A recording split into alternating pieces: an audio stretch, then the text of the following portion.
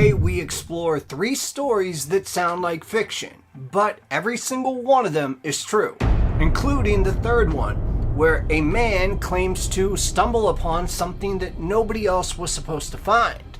And right before he could reveal it to the world, he vanished. What's going on, everybody? Just popping in for a quick second, just to let you know you will not be notified for the next 2 months. So just come here every Thursday at 1:30 p.m. or 3 p.m. If you love this channel, hit like, and if you're new to this channel, check it out and then hit like. When rescue crews reached the scene, what they found didn't make any sense at all. You see, the ground was dry, the sky was clear, and yet the woman had fallen over 100 feet. Her husband said it was an accident, but someone had already marked the spot where she would fall. When the 911 call came in, Harold Henthorne's voice was shaking, but his words were very clear. My wife, she fell off the cliff. It was a late afternoon in the Rocky Mountain National Park, and there were clear skies, calm wind, a perfect autumn day. And Tony Henthorne, a respected ophthalmologist from Mississippi, had come to Colorado with her husband to celebrate their 12th wedding anniversary. And they planned this romantic hike on Deer Mountain. It was scenic, it was safe, and it was popular. The kind of place where families take selfies and, eat granola bars. But something, was off the moment Rangers arrived. Because Tony's body was lying on a rocky slope, 128 feet below a sheer drop-off. Harold had said that she had wandered too close to the edge while taking a photo, and then he said she slipped. Just a freak accident. But the Rangers noticed something strange right away. For one, the terrain wasn't dangerous at all.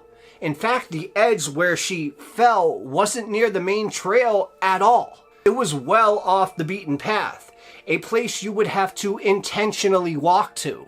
And Harold couldn't explain why they had gone there. And when investigators asked him what trail they had followed, Harold gave them the wrong name.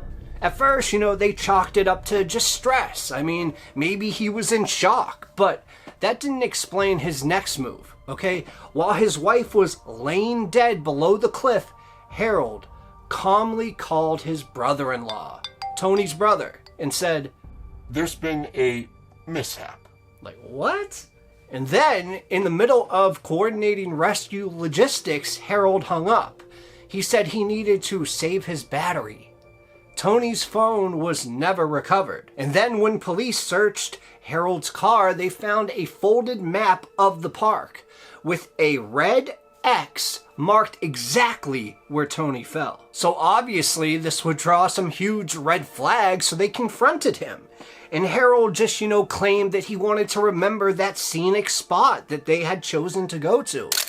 But Rangers, many of whom were veterans or SAR work, found this answer cold, calculated, rehearsed. Something about him just felt overprepared. And then one of them asked the question that would change everything. So, has anything like this ever happened to you before? Harold then looked the Ranger in the eyes and said, yes. Her name was Lynn Hawthorne, Harold's first wife. You see, back in 1995, she had died in a freak accident as well, crushed under a Jeep on a dark rural road. Harold said, she was just out changing a flat tire when all of a sudden the jack just gave out. And he'd gone for help, he said, but by the time he got back, it was just too late. So, he received $500,000 from her life insurance policy. And it seemed like a one-time mishap. But then, 17 years later, Tony's accident. And she actually had 3 life insurance policies totaling $4.5 million. And I'll let you take a guess of who the sole beneficiary was. Yep, it was Harold. By the time of Tony's death, Harold had taken out 9 separate insurance policies on her life. If that's not a red flag, I don't know what is. But the investigation was reopened, and authorities literally dug into everything. His finances, his emails, even Tony's journals. And what they found was quite chilling, because Toni had become increasingly afraid of her husband in the months that led up to her death. She confided in friends that he was controlling, very secretive, and even paranoid, and he refused at all costs to let her handle the money. He told her what to wear. He demanded constant attention, and any time that she wanted space, he said that she was abandoning him. Sounds a lot like gaslighting, don't you think? But the cracks now were widening, and she had begun talking to a divorce attorney. But she never got the chance to follow through. Because 1 week before her death, Toni texted a friend, "Harold is planning something. I just don't know what." Poor girl. And then came the most damning evidence of all, Harold's cell phone records. And on the day of Toni's fall, he had taken dozens of short trips back and forth from the area where she eventually fell. He claimed he was, just out scouting the trail. But data showed something very different. A meticulous pattern of movement around that one deadly ledge. It looked like someone pacing, checking angles, maybe even checking the drop. Toni had been lured there. And when investigators found that red X on the map in his car, the same exact spot, they knew that this wasn't an accident. It was actually a trap. So at trial, prosecutors revealed that Toni had not died instantly. She had survived the initial fall. And Harold waited nearly an hour to call 911. And in 2015, Harold Henthorne was convicted of first-degree murder. The jury deliberated for only 10 hours. He was sentenced to life in federal prison with no chance of parole. And as for Lynn, his first wife, her case was officially closed. But investigators now believe she may have been his first victim. A trial run, one officer called it. 2 wives, 2 accidents, 1 man who always seemed to be right there when it happened. And 1 red X that gave him away. So the last that anybody ever saw of Lisa Theris was her barefoot, wearing only this thin tank top, and walking in the Alabama woods with 2 men that she barely knew. She wouldn't be seen again for 9 days. And when she finally came out of that forest, no one could explain what had happened to her. Not the sheriff, not the doctors, not even Lisa herself. Because the version of her that crawled out of those trees wasn't the same version of the person who walked in. You see, Lisa Theris was a 25-year-old college student from Louisville, Kentucky. She was studying radiology, she was working part-time, and by all accounts, she was just trying to get her life together. But she did have a few things that were going against her. Lisa had struggled with bipolar disorder. She had these off and on drug issues. She was vulnerable, easily pulled in by the wrong crowd. And in July of 2017, Lisa traveled to Midland, Alabama, where her brother lived. And she was supposed to visit him, reconnect, even regroup. But she never made it to his house. Instead, she met 2 men, Manly Davis and Randall Oswald. Both of them were petty criminals with a history of theft and drug use. And Lisa had hung around people like them before. But something about this trip was totally different. The last time that Lisa used her phone, she texted her brother, "I'm with some people, and I don't trust them." And then she went silent. According to Davis and Oswald, they had taken Lisa with them to break into a hunting lodge. They said that she had got spooked during the drive and demanded to be let out of the truck and then ran into the woods alone. That was their story. But when police actually searched the lodge, they found signs of forced entry and something else. Lisa's purse, ID, and some of her clothes were inside as well. She hadn't run away on her own. She had been there. So Lisa's family at this point filed a missing persons report. Flyers went up, search teams were dispatched, helicopters scanned the forest from above, but they found nothing. There were no trails, no scents, no footprints, just silence. And the longer it went, the worse the theories got. And the sheriff even publicly stated, We're not ruling anything out, including homicide. And then on day 9, a woman was driving near Highway 82 when she spotted something crawling out of the brush. And it was Lisa, but she was caked in mud, covered in scratches. Her eyes were sunken in the back of her head. Her body was emaciated. She had lost nearly 40 pounds in those 9 days. Her hair was matted with leaves and insect bites. Her fingernails were broken. Her hands were shaking. And that's when she collapsed onto the shoulder of the road, and the woman immediately called 911. At the hospital, once they got there, the doctors were absolutely stunned because she was severely dehydrated, malnourished, and had sunburn so bad that it peeled layers of her skin off her body. And she had no shoes, no water, no food, no phone.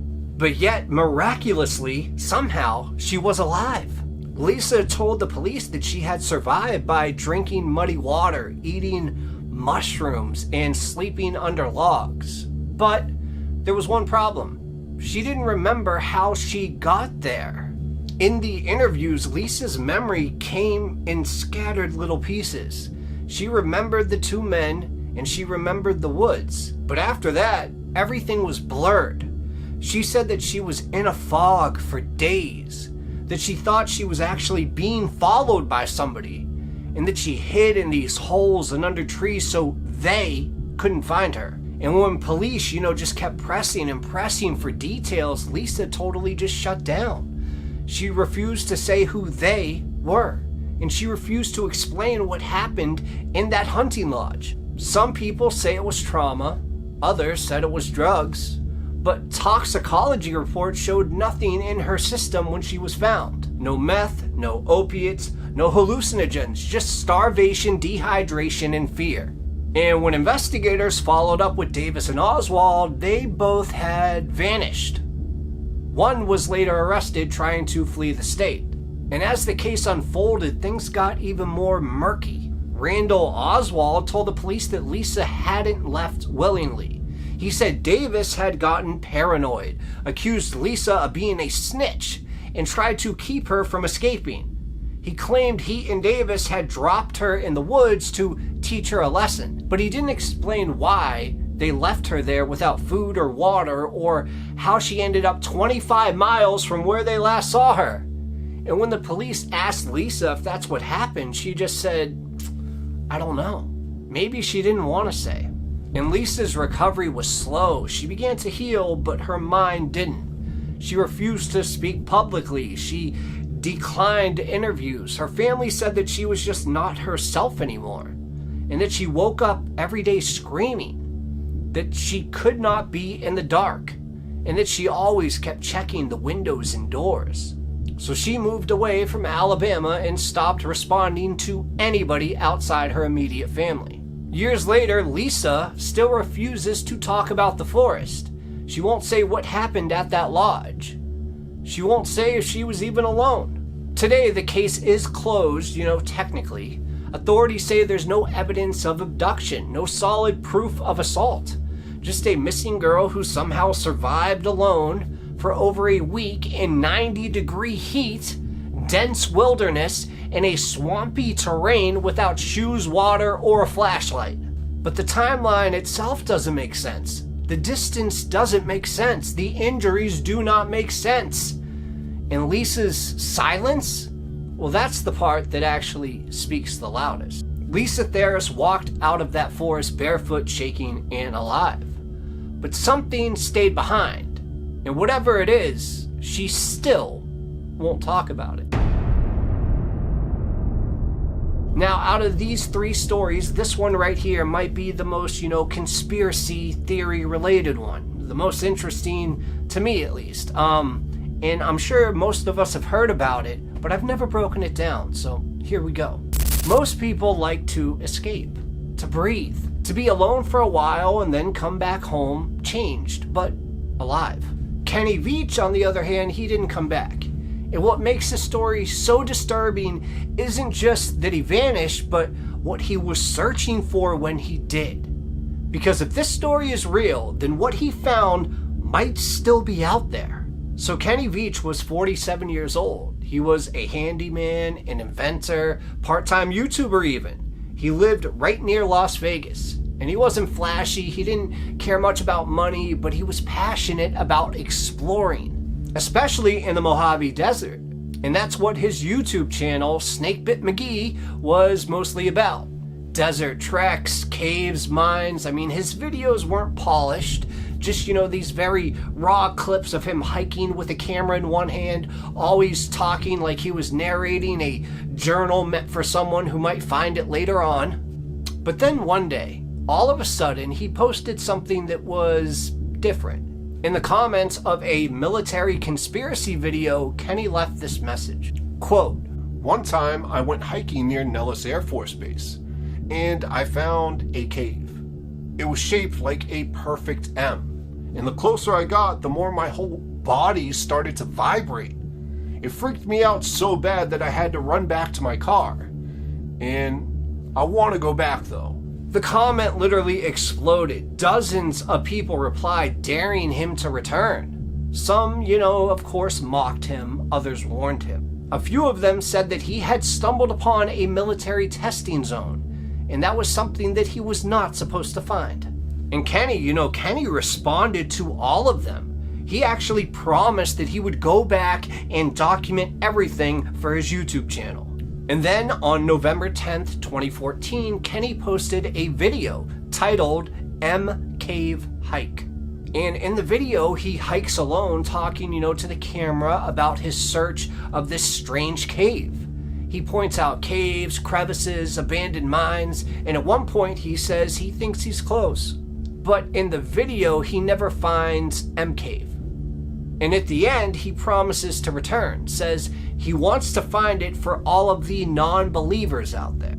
So, 3 days later, Kenny drove out to that same trailhead again, but this time he never came back. His girlfriend filed a missing persons report. Search and rescue teams were then deployed. Helicopters were scanning the desert. ATVs canvassed miles of this dangerous terrain. And finally, after several days, they found something, and it was Kenny's cell phone. It was sitting on the ground near the entrance of an abandoned mine shaft. No backpack, no tracks, no footprints, just the phone, and it was powered off. It was literally the last physical trace of him ever found. And inside this mine shaft, searchers lowered a camera and a lighting rig, and it was empty. There were no signs of life or death, just silence. The official theory was that Kenny had gotten lost, maybe even injured, maybe attacked by wildlife, maybe fell into an unmarked shaft. The desert, is unforgiving, and it wouldn't take much. But people who actually knew Kenny weren't buying it. He was an experienced hiker. He knew the area well, always told someone where he was going. And he wasn't careless. He wasn't the type to, wander without water or vanish without a trace. That wasn't him. So naturally, the internet did what it does best. It spiraled. Online forums lit up, Reddit threads dissecting every frame of his videos. Some believed that the cave had been real, and that Kenny had actually found it, and that something or someone had been waiting for him. Others said he was a victim of a military cover-up, and that the M Cave was part of a test site, that the vibrations that he felt was radar or microwave energy or worse. Some believed that Kenny had just never planned to come back. And one Redditor, zoomed in on Kenny's original video, and at the 4-minute and 52-second mark, a cave shaped like an M is clearly visible in the distance. But Kenny never mentions it. More chilling than the theories were the subtle signs that people had missed. Kenny had recently posted a video about depression and how he sometimes felt worthless. He'd been facing financial hardships, and some said he was too overwhelmed, and others think he was scared. But what if it wasn't depression? What if Kenny did find something? And what if he had to choose between exposing it and disappearing? Kenny's girlfriend, who has remained mostly silent, believes that he either fell into a hidden shaft or took his own life. And she also confirmed something that made the internet go cold. He had taken a handgun with him on that final hike, but the gun was never found. Now, personally, I don't know why that would be such a huge deal. I mean, in the desert with a bunch of animals and predators around, you might want to have that on you. But years later, a hiker named Treasure Finder 007 uploaded drone footage of that area. And in the distance, nestled between two ridges, was a cave shaped like an M. But nobody went out there after the drone. Nobody's reached it, and no one knows what's inside. I definitely want to know what's inside. And to this day, Kenny Veach is still missing. He could be alive. There is no evidence, though, of foul play. And there are no signs of a struggle, no recovered gear other than a cell phone, no skeletal remains, nothing, just the phone. One video and a string of warnings that maybe he should never have gone back. Maybe the M cave was real, maybe it wasn't. But the moment that Kenny decided to actually prove it, well, he stopped existing. They told him to turn around, but instead he turned on the camera and walked straight into silence. Thank you guys so much for listening. Make sure to like this video and keep yourself entertained. The best way to do that is by clicking on this video right here. And on this video right here, the gorilla, you guys gotta watch that video. I think it's the best one I've ever written. Seriously, so check that out. I'll see you guys soon, and let me know in the comments if you like this 3 stories in 1 video idea, because if you do, I'm gonna run with it. I'll see you next time. Cheers.